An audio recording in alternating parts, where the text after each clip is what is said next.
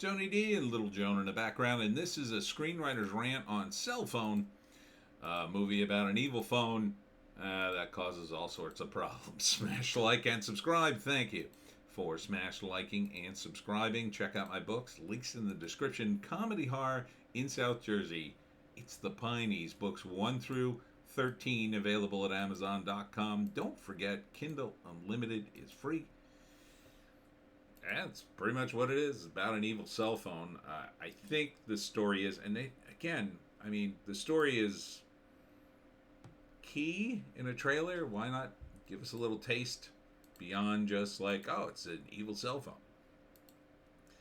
I think the woman's husband died, and then she goes out to a farm out in the middle of nowhere to relax, and she keeps seeing him. She keeps seeing, or is haunted by his ghost. And I'm pretty sure Malcolm McDowell is in it. That looks like him. I guess he plays the grandfather or father. And she's either haunted by the phone or haunted by him.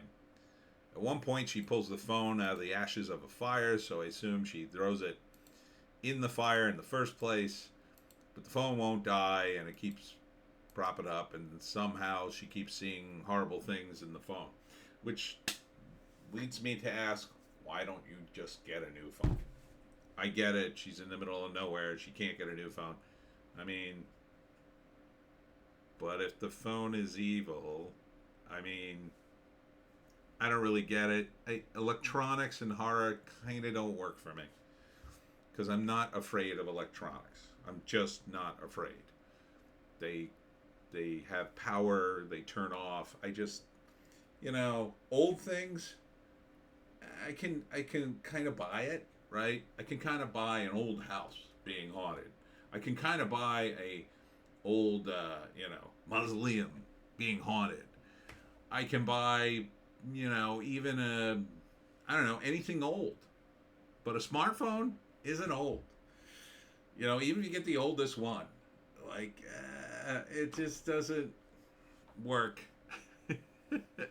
And this is coming from a guy who I wrote a short movie about a haunted payphone. And, at least that one in the original draft of the script was like ancient. It was like an ancient payphone that was in a hallway.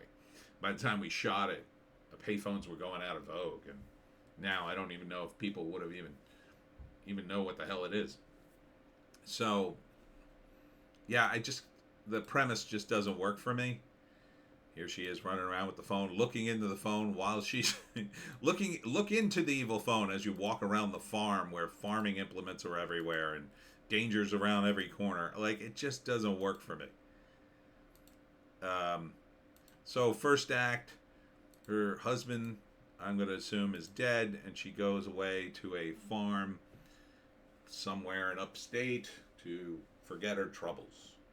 Maybe she inherits the farm, or they were away on vacation and he died, or something like that. But now it's all over, and she's trying to pick up the pieces of her shattered life. That's a good start in a horror movie, because you have a character that's very vulnerable. How the phone becomes evil, I don't know. She's haunted by something. Maybe it goes into the phone. I don't know. Anyhow, she's haunted. Because look, it's either one or the other. Either okay, you could say, well, it's not the phone, it's the evil presence in the house that gets inside the phone. Okay, get a different phone.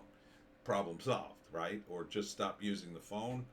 I know you people can't picture that, but it's possible. It's possible to function without a phone. It really is. But second act, the phone gets more evil.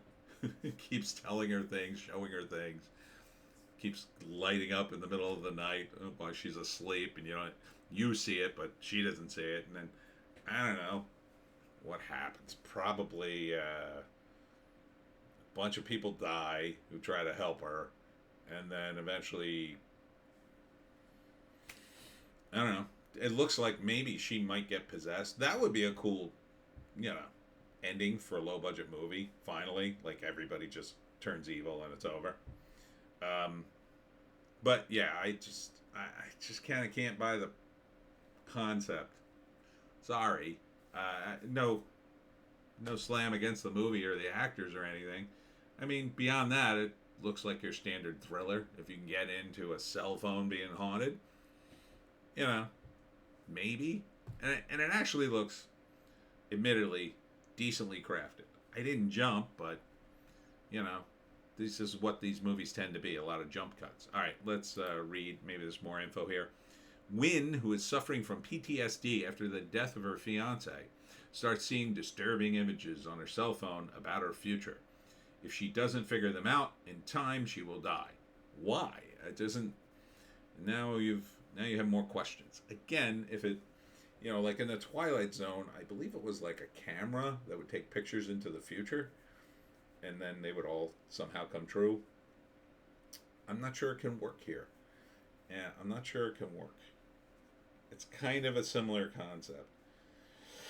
But yeah, I don't know. Maybe you can buy it. Maybe someone who grew up with cell phones and consider early cell phones old can kind of wrap their brain around it. Like, I could just do it with payphones.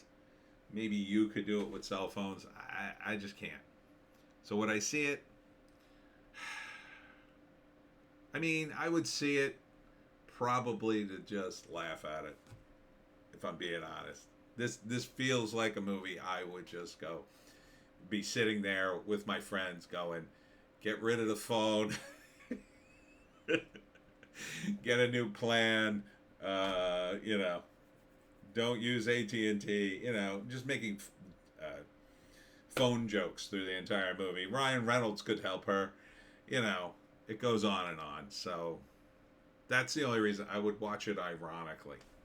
So anyhow, that's it for me, Tony D and Little Joan.